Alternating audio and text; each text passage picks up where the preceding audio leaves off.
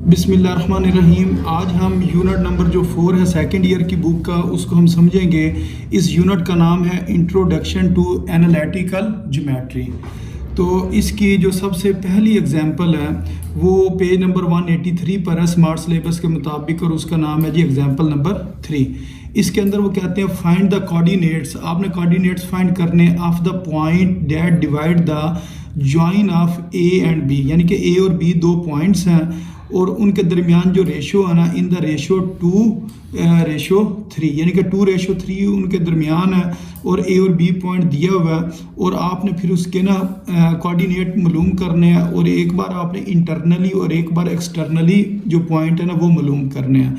तो ये जो चीज़ कह रहे हैं ना, इसको मैं अगर आपको इस तरह समझा दूँ, मसलन इस जगह पर मैं कहता हूँ ए है और एक बी है, ठीक है। अब इसके ना जो पॉइंट है ना ये गिवन है क्वेश्चन में। अगर इधर हम देखें ना, ए का पॉइंट उन्होंने दिया हुआ जी -6 और 3, और जो बी का पॉइंट है वो है 5 और -2। अगर तो कोई चीज़ हो ना बिल्कुल दरमियान में हो, तो उसका मिड पॉइंट निकालने का जो फार्मूला होता है ना वो ये होता है कि आपने दोनों के ना जो x वाले पॉइंट है ना उनको इकट्ठा करना होता है। आप लिखते हो x1 प्लस x2, यानी कि ये वाला पॉइंट x1 होता है और इसको y1 कहते हैं, और ये होता है x2 और y2। आपने x1 और x2 को जमा करना और 2 पे डिवाइड कर देना। इसी तरह फिर आप y1 और y2 को जमा करोगे और किस पर डिवाइड कर दोगे, 2 पे डिवाइड कर दोगे। ये मिड पॉइंट निकालने का फार्मूला। अच्छा, अगर मिड पॉइंट के अलावा वो कोई और पॉइंट दे दे, मसलन वो कि ये वाला पॉइंट निकालो, ठीक है। अब ये ना तो दरमियान में है तो ये थोड़ा सा साइड पे है। अगर थोड़ा सा साइड पर हो ना, फिर आपके पास जो नया फार्मूला बनता है ना वो आप यूँ लिखते हो। आप लिखते हो जी K1 प्लस K2। क्या लिख देते हो? K1 प्लस K2, और नीचे भी लिख देते हो K1 प्लस K2। और इसी तरह आगे आपने इधर भी यूँ ही लिखना है K1 प्लस K2, और नीचे भी लिखोगे K1 प्लस K2। अगर इधर ये 1 है ना तो फिर x2 आपने लिखना है, और अगर ये K2 है तो इधर आपने क्या लिखना है, x1। इसी तरह ये K1 है ना तो इधर हम लिखेंगे y2, और इधर हम लिखेंगे ये K2 है तो इधर हम लिखेंगे y1। तो इसके अंदर ये जो होगा ना K1 K2, ये असल में ये चीज़ होगी। मसलन मैं कहता हूँ ये ना इसके मैंने कितने हिस्से कर लिए, 1 2 3 4, कितने हिस्से कर लिए, 4। तो यहाँ से लेकर यहाँ तक जो जगह है ना इसको मैं K1 का नाम दे लूँगा। ये किसके बराबर है, K1 के बराबर, और K1 किसके बराबर है जी, 3 के बराबर है। और यहाँ से यहाँ तक एक हिस्सा है, तो इसका मतलब है ये जो इतनी जगह है ना ये किसके बराबर होगी, K2 के बराबर होगी, और K2 किसके बराबर है, 1 के बराबर है। तो इस तरह ना ये आप K1 और K2 पुट करते हैं। अच्छा, यूँ भी हो सकता है कि आपको एक पॉइंट A ये दिया हुआ, B ये दिया। ये जो पॉइंट है ना जो अभी आपने अंदर मालूम किया इस जगह पर, इसको कहते हैं इंटरनली। अगर वो कहते हैं आपने एक ऐसा पॉइंट मालूम करना है जो एक्सटर्नली या बाहर है, इस जगह पर है, किसी जगह पर यानी कि बाहर है, तो फिर यही फार्मूला होगा। सिर्फ आपने ना पता क्या करना है, ये प्लस की जगह पर क्या लिख देना है, माइनस लिख देना, तो फिर आपका वो क्वेश्चन सॉल्व हो जाएगा। अब हम क्वेश्चन को समझते हैं, अब आपको समझ भी आ जाएगी।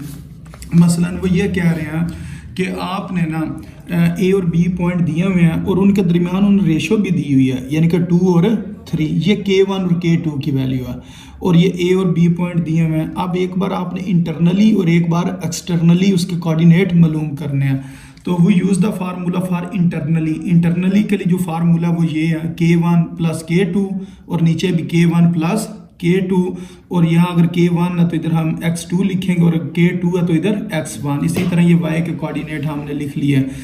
अब इधर ये A के जो पॉइंट है इनको हम नाम देंगे जी x1 y1, और B के पॉइंट्स को क्या नाम देंगे, x2 y2, और ये जो 2:3 लिखा हुआ है ना इसको हमने किस चीज़ का नाम दे देना है, K1 और K2 का, यानी कि K1 2 के बराबर और K2 3 के बराबर है। तो K1 और K2 की ये वैल्यूज आ गई। ये सारी मैंने लिख ली कि x1 किसके बराबर है, y1 किसके बराबर है, x2 y2 K1 और K2। अब let the required coordinate for point P, कोई पॉइंट P है उसके हमने ना कोऑर्डिनेट मालूम करने हैं। तो वो कोऑर्डिनेट क्या है, x और y, और वो जो x और y है उसके जो छोटा x है वो इस चीज़ के बराबर इधर लिख देंगे और छोटा y इसके बराबर इस जगह पर लिख देंगे। अब सिर्फ वैल्यूज़ पुट कर देनी है। तो अगर आप इस जगह पर देखो, ये जो वैल्यूज़ मैंने लिखी है ना, इस जगह पर पुट करेंगे, x और y का जवाब निकल आएगा। तो ये हमने ना इंटरनली के लिए इसको सॉल्व कर लिया। अब अगर हम इसको सॉल्व करें एक्सटर्नली के लिए, तो फिर हम क्या करेंगे, यही फार्मूला लिखना है, लेकिन बीच में प्लस की जगह पर क्या लिखना है, माइनस लिखना है। ये आपने याद रखना है कि जिस तरह इस फार्मूले में प्लस था ना, तो अब इस जगह पर इस फार्मूले में क्या आ जाएगा, माइनस आ जाएगा। पॉइंट वही रहेंगे, x1 y1 x2 y2 k1 k2 की वही वैल्यूज पुट करनी है और आपके पास x और y का जवाब निकल आएगा। फिर आप कहोगे ये वो पॉइंट हैं जो इंटरनली हैं। अच्छा, उसके बाद हमने ना एक्सरसाइज नंबर 4.1 जो है ना उसको सॉल्व करना है। इसके अंदर ना लिखा हुआ है कि describe the location in the plane of the point P x y. कोई एक पॉइंट पी एक्स वाई है, आपने उसकी लोकेशन बतानी है कि वो उस प्लेन में किस जगह पर है। फॉर विच मसलन सबसे पहले वो ये कह रहे, अगर x का माड बराबर है माइनस वाई के माड के, अगर ये चीज़ हो तो वो किस जगह पर पॉइंट बनेगा। अगर ये वाली कंडीशन हो, x mod greater than is equal to 3, वो फिर किस जगह पर पॉइंट बनेगा। फिर x की वैल्यू ग्रेटर दैन 2 और y जो है ना इज इक्वल टू 2 हो तो फिर किस जगह पर पॉइंट बनेगा। तो इसका जो सबसे पहला क्वेश्चन है, x mod is equal to minus y का माड, इसका मतलब ये है कि for positive value a positive value can not equal to negative value. कोई पॉजिटिव वैल्यू कोई नेगेटिव वैल्यू के इक्वल नहीं हो सकती है, एक्सेप्ट नंबर 0। 0 पॉइंट पर, 0 के ऊपर दोनों ही पॉजिटिव नेगेटिव, यानी कि 0 के साथ पॉजिटिव लिखें या नेगेटिव लिखें तो फ़र्क नहीं पड़ता। तो वो कह रहे हैं कि 0 के अलावा कोई भी ऐसी वैल्यू है ही नहीं जो पॉजिटिव भी और नेगेटिव भी हो। So the location of point in the plane is at origin, तो वो ओरिजिन पर होगा। मसलन अगर हम यूँ एक प्लेन बनाएं तो ये हमारे पास x एक्सिस होती है और ये हमारे पास क्या होती है, y एक्सिस होती है। तो इसके ना अगर हम इधर पॉइंट बनाए ना, ये 0 पॉइंट होता है, फिर ये 1 2 3 4 इस तरह 1 2 3 4, इसी तरह ये माइनस यानी कि ऊपर की तरफ y की वैल्यू 1 2 3 4 होती है। इधर x की वैल्यू ना माइनस x में जो लिखते हैं -1 -2 -3 -4 इस तरह। इसी तरह नीचे को -y होता है -1 -2 -3 -4। तो ये हो ही नहीं सकता कि किसी जगह के ऊपर x और y यानी कि x की वैल्यू क्या हो, पॉजिटिव हो, और y की वैल्यू उसी जगह पर क्या हो, नेगेटिव हो। तो ये सिर्फ इस जगह पर ही ये मुमकिन है, यानी कि जो ओरिजिन के ऊपर इधर x और y दोनों जो है ना, बेशक आप साथ माइनस लगाएं या प्लस लगाएं वो सेम होते हैं। तो आपने यही लिखनी है बात, a positive value can not equal to a negative value except number 0। So location of point in the plane is at origin. अच्छा, उसके अलावा ना बात ये किताब के अंदर ना ये माइनस नहीं लिखा हुआ है, कई किताबों में लिखा हुआ माइनस और कई किताबों में नहीं लिखा हुआ। अगर ना लिखा हो ना तो फिर आपने ये कहना है कि वो कौन सी जगह जहाँ पर ये दोनों की वैल्यूज बराबर होती है, ठीक है। तो वो पहला क्वाड्रेंट और तीसरा क्वाड्रेंट होता है। मसलन अगर हम x को 1 लेंगे तो y भी क्या होगा, 1 होगा। अगर हम x की वैल्यू 2 लें तो y भी कितना हो सकता है, 2 हो सकता है। अगर x की वैल्यू 3 लें तो ये भी y भी 3 हो सकता है। ये लाइन किस जगह पर बनेगी, पहले क्वाड्रेंट में बनेगी। इसी तरह ये दोनों वैल्यूज अगर इनका हम माड लें तो वो तो पॉजिटिव हो जाएगा ना, क्योंकि इसके साथ क्या लिखा हुआ है, माड लिखा हुआ है। अगर यहाँ पर माइनस ना हो, x mod is equal to y माड, तो फिर हम x की वैल्यू अगर हम लें -1 और y की भी वैल्यू लें -1 तो वो दोनों 1 1 हो जाएंगी, यानी कि उसकी भी यही जगह बनेगी, ये वाला पॉइंट। तो वो किस क्वाड्रेंट में होगा, पहले और तीसरे क्वाड्रेंट में होगा, ठीक है। और अच्छा, उसके बाद इससे जो नेक्स्ट क्वेश्चन है उसको देखते हैं। उसके अंदर लिखा हुआ है कि जो x माड है वो greater than is equal to 3 हो तो वो कौन से क्वाड्रेंट में होगा, या उसका क्या मतलब है। तो इसको हम कहेंगे, ये जब माड को हम ख़त्म करेंगे ना तो इस जगह पर हमने लिख लेना प्लस माइनस, क्या लिख लेना, plus minus greater than is equal to 3। अब इसके दो मतलब हैं, यानी कि प्लस वाली आपने अलहदा कर ली और माइनस वाली अलहदा कर ली। जब आप माइनस को मल्टीप्लाई करवाते हो ना, यानी कि इस इक्वेशन के दोनों तरफ माइनस माइनस से मल्टीप्लाई करेंगे, तो ये वाला साइन जो है ना ग्रेटर देन वाला, ये किस में चेंज हो जाएगा, लेस देन में चेंज हो जाएगा। तो इसका मतलब x के ये दो जवाब है, x greater than is equal to 3 और x less than is equal to -3।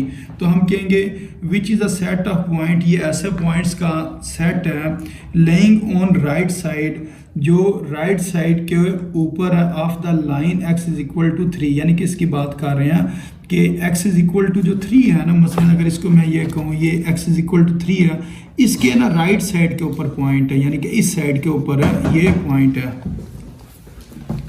उसके बाद the point lying on left side of the line x is equal to -3, और ये जो -3 वाली ये जो लाइन है ना, ये -3 के ऊपर x इज इक्वल टू -3 के ऊपर लाइन है, इसकी जो लेफ्ट साइड है ना वो वाले आपने सारे पॉइंट लेने हैं। तो ये वाला एरिया इसका बन रहा है, यानी कि x greater than is equal to +3 और x लेस देन और इज इक्वल टू -3। तो ये वाली जो है जगह ये वाली इसकी बन रही है।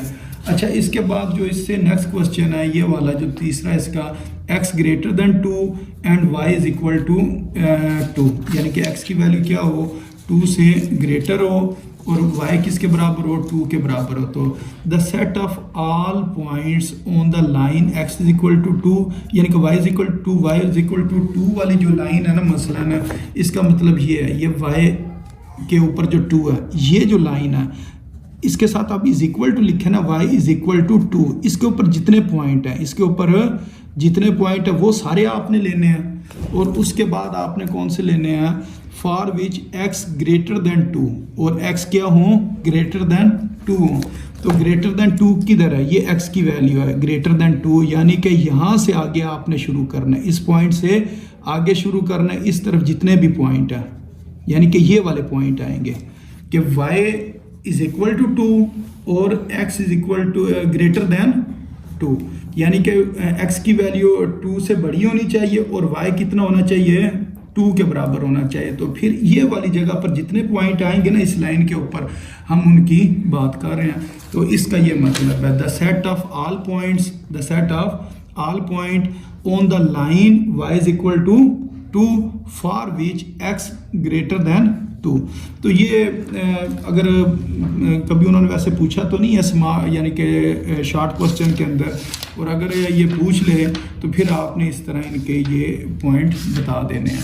अच्छा, उसके बाद जो इससे नेक्स्ट क्वेश्चन है वो ये लिखा है find in each of the following. ये जो नीचे फॉलोइंग का मतलब जो नीचे दी गई चीज़ें हैं, इसके अंदर आपने क्या करना है, क्या चीज़ फाइंड करनी है, the distance between the 2 points, 2 given points. आपको 2 पॉइंट्स गिवन है, मतलब ये ए और बी, इसके दरमियान आपने डिस्टेंस मालूम करना है। और दूसरे नंबर पर क्या मालूम करना है, मिड पॉइंट। और दूसरे नंबर पर आप मालूम करोगे जी mid point of the line segment joining the 2 point. अगर इन 2 पॉइंट्स को क्या करें, ज्वाइन करें, तो फिर इसका मिड पॉइंट आपने निकालना है। तो ये 9th क्लास के अंदर भी इसके साथ के सवाल है। तो आपने क्या करना है, पहले ये वाला इस क्वेश्चन को सॉल्व करते हैं। आपको ये ए के बराबर है और ये बी के बराबर है। तो ए के नीचे जो उसके कोऑर्डिनेट है उनको नाम दे लेंगे x1 y1, इसको नाम देंगे x2 y2, फिर x1 y1 x2 y2, ये सारी वैल्यूज़ लिख ली।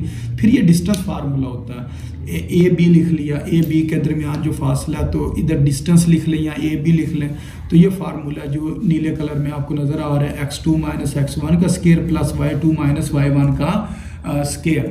तो इसके अंदर आपने ना x2 की जगह पर ये -2 पुट कर दिया, फिर ये माइनस लगाए x1 की जगह पर x1 की वैल्यू, फिर ये ब्रैकेट लगाकर स्केयर लिख लिया। यानी कि आपने x1 और x2 की जो वैल्यूज़ हैं उनको भी कोशिश करना ब्रैकेट में लिखें, क्योंकि बाज़ औक़ात किसी के साथ माइनस होना तो वो मसला करता है। तो अगर ब्रैकेट्स में होंगे तो फिर गलती का इम्कान ना वो कम हो जाता है। तो फिर इसको आपने बस सिंप्लीफाई कर लेना, जवाब आ जाएगा। अब इसी का आपने मिड पॉइंट निकालना है। तो मिड पॉइंट निकालने का जो फार्मूला होता है वो ये होता है x1 plus x2 divided by 2, y1 plus y2 divided by 2। तो इधर आपने देखना ये जो क्वेश्चन में x1 y1 x2 y2 की वैल्यूज़ दी हुई है ना, वही आपने लिख लेनी है। वो लिखने के बाद आपने क्या करना है, ये वैल्यूज़ इस फार्मूले में पुट करो और आंसर आ जाएगा। तो इससे जो नेक्स्ट क्वेश्चन है वो भी सेम इसी तरह, ए और बी की वैल्यू आपको गिवन है। आपने ए बी फाइंड करना, यानी कि ए बी के दरमियान जो फासला है वो फाइंड करना। तो ये डिस्टेंस फार्मूला लिखोगे तो यहाँ से इनके नीचे ए और बी के नीचे लिख लिया x1 y1 x2 y2, ये आपने लिख लेना, फिर गलती नहीं होगी। बाज़ का बच्चे जो है ना वो वैल्यूज़ गलत लिख देते हैं, ठीक है। तो एक बार इसके नीचे लिख के एक लाइन आपने लिख लेनी है ताकि गलती ना हो, फिर ये वैल्यूज़ आपने पुट कर देनी है, तो आपके पास इसका जवाब आ जाएगा। ये डिस्टेंस इसका निकला है। अब इसी का आपने क्या करना है, मिड पॉइंट निकालना है। जब आपने मिड पॉइंट निकालना है तो यही आपने पॉइंट लेने हैं ए और बी के। ए और बी के ये पॉइंट है ना, x1 y1 x2 y2, ये वाले पॉइंट इधर आपने लिख लिए और फिर आपने इसको इस फार्मूले में पुट कर दिया और आपके पास जवाब आ जाएगा मिड पॉइंट का। तो ये शॉर्ट क्वेश्चन में पूछा जा सकता है। अच्छा, अब उसके बाद जो इससे नेक्स्ट क्वेश्चन है वो कह रहे हैं कि आपको ना ये वाला क्वेश्चन पेपर में आता है, अक्सर आता है ये वाला क्वेश्चन। कह रहे हैं आपके पास 3 पॉइंट है ए बी और C, are the vertices of right triangle. ये आपने प्रूव करना ये राइट ट्राइंगल के वर्टिक्स हैं, यानी कि उसके कोने हैं। अगर हम राइट ट्राइंगल बनाएं तो उसके जो बनेंगे ना वर्टिक्स बनेंगे। मसलन अगर मैं इस तरह करके कोई राइट ट्राइंगल बनाऊं तो ये इसके जो कोने हैं ना इनको हम क्या कहते हैं, वर्टिक्स कहते हैं। तो हमने ये प्रूव करना ये राइट ट्राइंगल के वर्टिक्स हैं। तो हम ना अपने पास ही यानी कि लेट कर लेते हैं कि पाइथागोरस जो थ्योरम है ना वो हमने लगाना है। हम कहते हैं जी ये वाली जो जगह है ना ये ए है और ये क्या है, बी है और ये क्या है, सी है।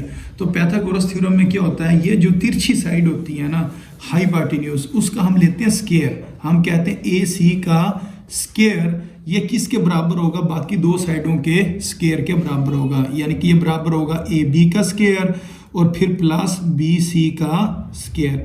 अब देखो ये लिखा है ए सी, तो ए सी के ऊपर तो हम डिस्टेंस फार्मूला लगा सकते हैं ना। अगर हमारे पास ए के भी कोऑर्डिनेट हों और सी के भी कोऑर्डिनेट हों और बाद में उसका हम स्क्वायर ले लेंगे, यानी कि ऊपर से स्क्वायर रूट ख़त्म हो जाएगा। फिर ए बी का भी हम क्या कर सकते हैं, डिस्टेंस फार्मूला लगा के ए बी की वैल्यू निकाली जा सकती है। जब ए बी की वैल्यू आएगी तो उसका स्क्वायर ले लेंगे। इसी तरह बी सी की भी वैल्यू निकाल के उसका स्क्वायर लिया जा सकता है। फिर दो चीज़ों को जमा करेंगे और अगर जवाब तीसरी चीज़ के बराबर आ गया तो इसका मतलब है ये राइट ट्राइंगल बन रही है, क्योंकि पाइथागोरस थ्योरम लगता ही राइट ट्राइंगल के ऊपर है। तो ये हमने ना लेट किया कि हमने इस चीज़ को प्रूव करना है कि ए बी का स्क्वायर प्लस बी सी का स्क्वायर ये किसके बराबर है, ए सी के स्क्वायर के बराबर है। इस चीज़ को प्रूव करना। तो then point A B C are the vertices of right triangle. तो ये हमने ना ए बी सी के ये जो क्वेश्चन में पॉइंट गिवन थे ना ये हमने लिख लिया। अच्छा, अब हमने ए बी का स्क्वायर निकालना है किससे, यूजिंग डिस्टेंस फार्मूला से। तो डिस्टेंस फार्मूला, अब इसके ऊपर ना मैं स्क्वायर रूट नहीं लिखूंगा, क्यों, इस साइड पर स्क्वायर आ रहा है। अगर ये स्क्वायर ना लिखते तो फिर इसके ऊपर क्या लगाना था, स्क्वायर रूट। अब इस जगह पर मैंने स्क्वायर लिख लिया, इस वजह से इधर स्क्वायर रूट नहीं लिखेंगे। अब ये हमारे पास हमें पता है ए बी की बात हो रही है तो ए बी को लिखूंगा, फिर ए बी के नीचे लिखूंगा जी x1 y1 x2 y2 और ये वैल्यूज इधर पुट करूंगा। तो यहाँ से जो हमारे पास जवाब आ गया वो कितना आ गया, 12। फिर उसके बाद हमने से अगली चीज़ क्या मालूम करनी है, बी सी का स्क्वायर। तो ये बी सी का स्क्वायर का फार्मूला बनाया डिस्टेंस फार्मूले से। फिर आपने बी और सी की वैल्यू लिखनी है इधर से देख के क्वेश्चन में से, बी और सी। अब इसको आपने नाम देना है x1 y1 x2 y2। ये नहीं करना कि जी ए को पहले हमने क्या दिया x1 y1 तो अब इधर हम बी को क्यों किया x1 y1। अब ये हम एक समझ लो नया क्वेश्चन सॉल्व कर रहे हैं, यानी कि बी सी की वैल्यू निकाल रहे हैं। आपने दोबारा इसको नाम दे देना x1 y1 x2 y2, फिर ये वैल्यूज आप फार्मूले में पुट करो, ये आपके पास जवाब आ जाएगा। उसके बाद आपने क्या करना है, ए सी का स्क्वायर निकालना है। ए सी का स्क्वायर निकालने के लिए आपको ए और सी दोबारा लिखने पड़ेंगे इधर से देखकर। अब ए को x1 y1 का नाम देंगे और सी के जो पॉइंट है उनको x2 और y2 का नाम देंगे और फिर फार्मूले में पुट कर देंगे, यहाँ से आ जाएगा 16। अच्छा, ये अगर आपको शुरू में नाम भी पता चले ना कि किसको हमने साइड पर लिखना, तो फिर आप क्या करो, इनको सॉल्व कर लो।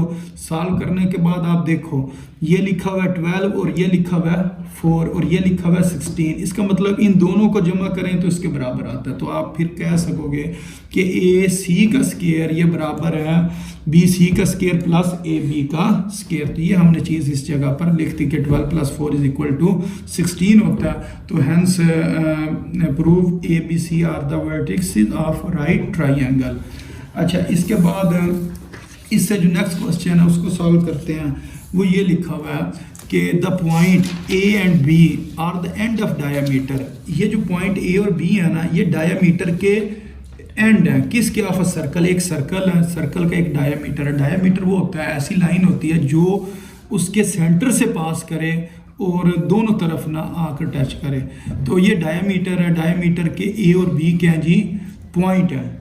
तो find the centre and radius of circle. आपने ना सेंटर और रेडियस निकालना। अच्छा, अगर मैं ए और बी का मिड पॉइंट निकालूंगा ना तो वो क्या निकल आएगा? सेंटर निकल आएगा। और रेडियस निकालने के लिए मुझे क्या करना पड़ेगा? या तो इसका डिस्टेंस फार्मूला लगा के इसका फासला निकाल लूँ और उसको किस पर डिवाइड कर दूँ? 2 पे डिवाइड कर दूँ, फिर भी हो जाएगा। दूसरा काम क्या हम कर सकते हैं, जब ये सेंटर निकल आएगा ना तो फिर ए और सी के ऊपर मैं डिस्टेंस फार्मूला लगा लूँगा, फिर भी जवाब निकल आएगा। अब हम कहते हैं जी लेट जो सी है वो सेंटर ऑफ द सर्कल है, वो सर्कल का सेंटर है। तो फिर हम क्या करेंगे? मिड पॉइंट का फार्मूला लगा लेंगे, क्योंकि ए और बी बिल्कुल उसका जो मिड पॉइंट है वही सेंटर पॉइंट है। तो इसके ऊपर सेम आपने वो मिड पॉइंट वाला फार्मूला लगाना है। यहाँ से आपके पास क्या निकल आएगा? इसका सेंटर निकल आएगा। फिर आपने निकालना है रेडियस। रेडियस के लिए आप क्या करोगे? ए सी निकाल लो या बी सी निकाल लो या सी बी निकाल लो या सी ए निकाल लो। तो ये हमने कहा रेडियस बराबर है ए सी के, using distance formula to find A C. तो फिर ए सी का आपने फार्मूला लिखा। अब देखो इसके ऊपर स्केयर नहीं है लिखा हुआ, तो इस जगह पर हम क्या करेंगे? स्केयर रूट लगा लेंगे। ए और सी की जो वैल्यूज है ना वो इस फार्मूले में हमने पुट करनी है और यहाँ से हमारे पास रेडियस निकल आएगा। अच्छा, इस एक्सरसाइज का जो सबसे अहम तरीन क्वेश्चन है ना और जो बहुत ज़्यादा पेपर में आता है वो ये वाला क्वेश्चन नंबर 9। इसके अंदर ना वो कह रहे हैं फाइंड एच। आपने क्या करना है? एच फाइंड करना है और सच डैट द पॉइंट ए, जो ए पॉइंट है ना उसके अंदर जो वैल्यूज दी हुई है ना, एक नंबर दिया हुआ और एक एच दिया हुआ है, और बी जो है वो 2 और 7 है, और सी क्या -6 और -7 है। और वर्टिसेस ऑफ राइट ट्राइंगल उन्होंने पहले ही बता दिया। ये राइट ट्राइंगल के कोने हैं या वर्टिसेस हैं with right angle at the vertices है, और उन्होंने ये भी बता दिया आपने जो राइट एंगल के ऊपर कौन सी चीज़ रखनी है? ए को रखनी है। यानी कि ए बी सी आपके पास गिवन है और ए को आपने किधर रखना है?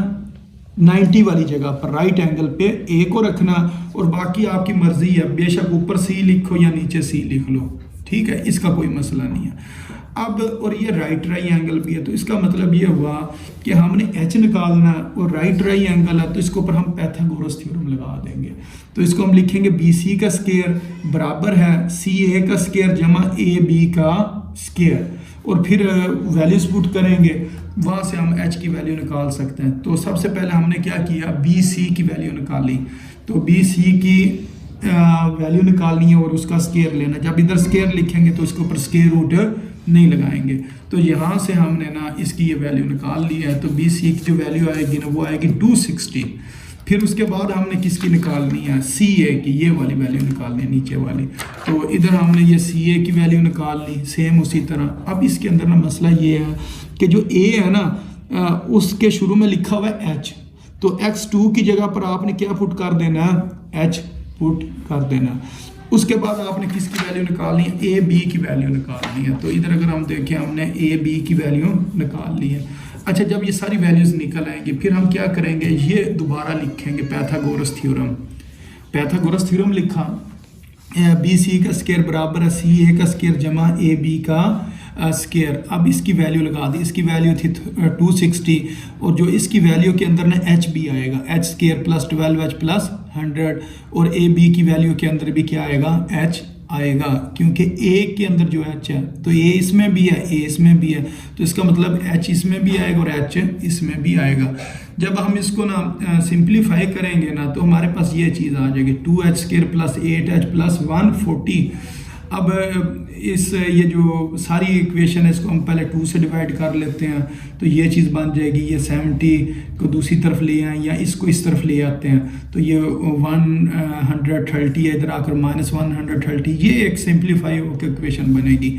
H square plus 4h minus 60। अब इसके आप फैक्टर बना लो, बेशक जो वो क्वाड्रेटिक फार्मूला इस्तेमाल कर लो या इसके आप फैक्टर बना लो। तो इसके हमने ये साइडों पर फैक्टर बनाए, तो इसके फैक्टर प्लस 4h की जगह पर क्या लिखना, माइनस 6h और प्लस 10h। तो हमने जो यूनिट नंबर 3 था उसकी जो एक्सरसाइज थी ना 3.6, जिसके अंदर वो पार्शियल फ्रैक्शन वाले हमने क्वेश्चन किए, तो उस जगह पर ना मैंने ये समझाया था कि फैक्टर किस तरह बनाते हैं। तो उस वीडियो में से आप फैक्टर बनाने का तरीका आपने देख लेना। और वैसे ये 9th क्लास के अंदर भी पढ़ाया जाता है फैक्टर बनाने का तरीका। तो यहाँ से हम क्या करेंगे, इसके फैक्टर बनाएंगे। इसके फैक्टर बनेगा h minus 6 into h plus 10। तो इन दोनों को 0 के बराबर रखेंगे और h का जवाब यहाँ आएगा 6, यहाँ कितना आ जाएगा, माइनस 10 आ जाएगा। तो इस तरह ना हमारी जो एक्सरसाइज नंबर थी ना 4.1 वो सॉल्व होगी। इसके अंदर जो फार्मूले इस्तेमाल हुए हैं वो इस जगह पर मैंने एक दफ़ा दोबारा लिख दिया। मसलन सबसे पहले एक डिस्टेंस फार्मूला इस्तेमाल हुआ, तो उसका ये फार्मूला है जी स्केयर रूट में लिखते हैं x2 माइनस x1 का square plus y2 minus y1 का स्केयर।